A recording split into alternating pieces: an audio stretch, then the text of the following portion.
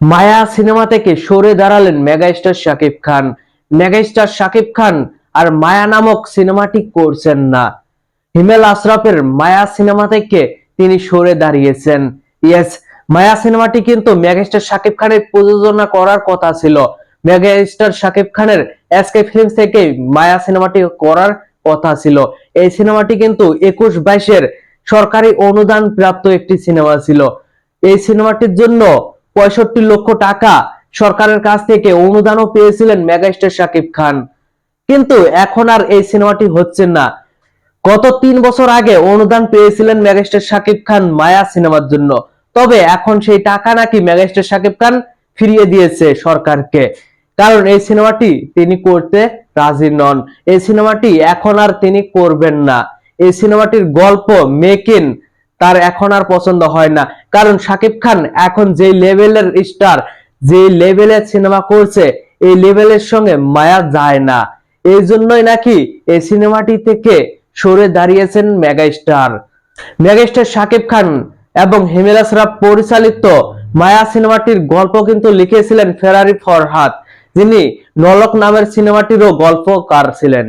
তবে দুঃখের বিষয় হলো এখন আর মায়া সিনেমাটি হচ্ছে না। হয়তো এই খবরটা অনেককে আনন্দ দিতে পারে, আবার কেউ কেউ হতাশও হতে পারে।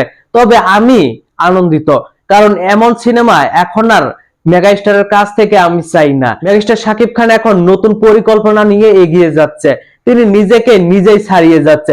প্রতিটি সিনেমায় সে নিজেকে নিজের মতো করে তৈরি করছে, নিজের মতো করে তৈরি করছে, নিজেকে কিং হিসাবে তৈরি করছে। সে যে একজন মেগাস্টার তার প্রমাণ সে প্রতিটি সিনেমায় দিয়ে যাচ্ছে। কিন্তু হয়তোবা মেগাস্টার শাকিব খান ভেবে দেখেছে মাত্র 1 কোটি 2 কোটি টাকার বাজেটের সিনেমা এখন করলে তার ক্যারিয়ারে এখন একটি বস্তা বস্তার যুগ হতে চলেছে। সেই জন্য হয়তো সে আর এই সিনেমাটি নিয়ে বেশি দূর এগোচ্ছে না। এই সিনেমাটি আর হচ্ছে না। মায়া সিনেমা থেকে তিনি সরে দাঁড়িয়েছেন।